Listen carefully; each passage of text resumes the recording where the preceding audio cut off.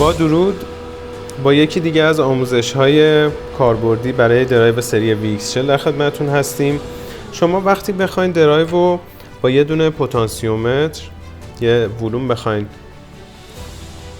فرکانس رو کنترل بکنین، باید اول این تنظیمات رو انجام بدین. بیاین داخل پروگرام، بعد P206 رو 0 قرار بدین، P207 رو 02 قرار بدین و 9 رو روی 1 قرار بدین. این باعث میشه که الان فرکانس چیز رو بتونیم از AI2 بخونیم. برای این منظور میایم یه دونه پتانسیومتر رو اینجا وصل میکنیم.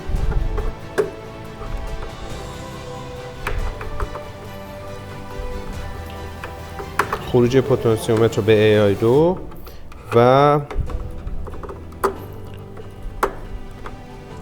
به مثبت 10 ولت و سر دیگه‌ش رو به GND وصل میکنیم.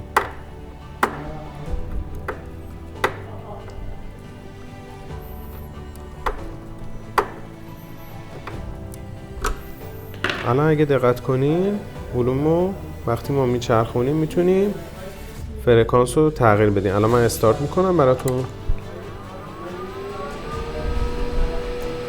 سرعت رو میبینید پایین نگه داشتیم، فرکانس رو آروم میچرخونیم، فرکانس رفت بالا، فرکانس رو میبریم بالا، فرکانس موتور میره بالا دور موتور و به این صورت. تا آموزش دیگر بدرود.